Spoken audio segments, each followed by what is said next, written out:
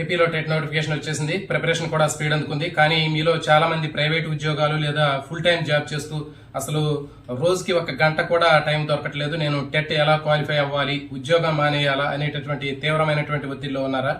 గుర్తుపెట్టుకోండి, టెట్ లో మంచి మార్కులు స్కోర్ చేయాలి అంటే ఉన్న ఉద్యోగాన్ని వదిలేయాల్సినటువంటి అవసరం లేదు. మీకు కావాల్సిందల్లా ఒక పక్కా ప్లానింగ్ మరియు స్మార్ట్ టైం మేనేజ్మెంట్ మాత్రమే. చాలా మంది అనుకుంటారు టెట్ లో మంచి మార్కులు స్కోర్ చేయాలి అంటే రోజు కనీసం 12 గంటలు చదవాలనుకుంటారు. అంటే కన్సిస్టెన్సీ అనేది చాలా ముఖ్యం. ఈ వీడియోలో ఉద్యోగం చేస్తూనే రోజు 5 గంటలు చదివి టెట్ లో 130 పైన మార్కులను ఏ విధంగా స్కోర్ చేయాలో ఒక అద్భుతమైనటువంటి స్ట్రాటజీని ఇక్కడ చూద్దాం. స్కిప్ చేయకుండా వీడియోని చివరి వరకు చూడండి. దీనిలో మొదటి స్టెప్ టైం బ్లాకింగ్ టెక్నిక్. ఒక ఉద్యోగిగా మీకు రోజంతా ఖాళీ టైం అనేది దొరకదు, కాబట్టి మీకున్నటువంటి సమయాన్ని చిన్న చిన్న విండోస్ గా విభజించుకోండి. దీన్నే మనం 2+3 స్ట్రాటజీ అని పిలవటం జరుగుతుంది.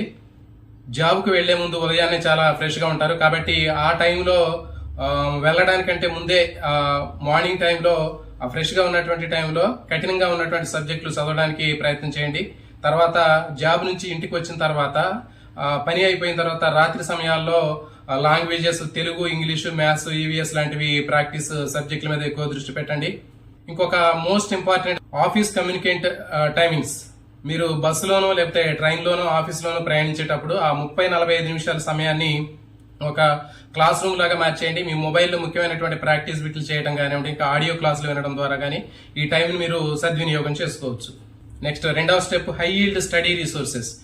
ఫుల్ టైం చదివే అభ్యర్థుల్లాగా మార్కెట్ లో దొరికేటటువంటి ప్రతి ఒక్క పుస్తకాన్ని కొని చదివేటటువంటి సమయం అనేది మనకి అందుబాటులో ఉండదు. కాబట్టి మీ ప్రిపరేషన్ ని చాలా లిమిటెడ్ గా ఎఫెక్టివ్ గా ఉండే విధంగా ప్లాన్ చేసుకోండి.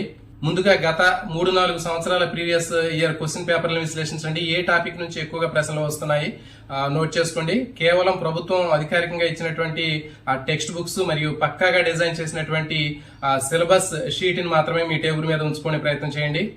అనవసరమైనటువంటి సమాచారాన్ని చదువుతూ మీ విలువైనటువంటి శక్తిని, సమయాన్ని వృధా చేయకండి. తక్కువ మెటీరియల్, ఎక్కువ రివిజన్, ఇదే మీ యొక్క సక్సెస్ మంత్రం కావాలి. నెక్స్ట్ మూడవ స్టెప్ వీకెండ్స్ ని పండగలాగా వాడుకోవటం. సోమవారం నుంచి శుక్రవారం వరకు మీరు ఉద్యోగ ఒత్తిడి వల్ల మీరు అలసిపోయి రోజుకి 3-4 గంటలు మాత్రం చదవగలిగితే శని ఆదివారాల్లో లేదా మీకు వచ్చేటటువంటి సెలవు రోజుల్లో కనీసం 8 నుంచి 10 గంటలు ప్రిపరేషన్ కోసం మీరు ఉపయోగించుకోవాలి. ఈ వీకెండ్ లో మీరు వారం అంతా చదివినటువంటి అంశాలను ఖచ్చితంగా రివిజన్ చేసుకోవాలి. దాంతో పాటు కనీసం ఒక మాక్ టెస్ట్ ను కూడా రాయడం అలవాటు చేసుకోండి. ఉద్యోగం చేసే వారికి టైం మేనేజ్మెంట్ ఎగ్జామ్ హాల్లో చాలా కీలకము. మాక్ టెస్టులు రాయడం వల్ల మీ తప్పులు ఎక్కడ జరుగుతున్నాయని తెలుస్తుంది, మరియు ఆ ఎగ్జామ్ అంటే భయం కూడా పోతుంది. సో ఫ్రెండ్స్, చివరిగా నేను చెప్పేది ఒకటే, నెగిటివ్ ఆలోచనలు పక్కన పెట్టండి. నాకు టైం లేదు, నేను జాబ్ చేస్తున్నాను అనేటటువంటి ఆ సాకులు చెప్పడం ఆపేయండి. ఎందుకంటే గతంలో జాబ్ చేస్తూ రాష్ట్ర స్థాయిలో టాప్ ర్యాంకులు సాధించినటువంటి వాళ్ళు ఎంతో మంది ఉన్నారు. మీ దగ్గర సరైనటువంటి రోడ్ మ్యాప్ ఉన్నట్లయితే మీరు కూడా ఖచ్చితంగా విజయాన్ని సాధించగలుగుతారు. సో ఈ రోడ్ మ్యాప్ మీకు నచ్చినట్లయితే వెంటనే వీడియోని లైక్ చేయండి. అదేవిధంగా మీలాగే జాబ్ చేస్తూ టెట్ ప్రిపేర్ అయ్యేటటువంటి మీ ఫ్రెండ్స్ కి ఈ వీడియోని షేర్ చేయండి.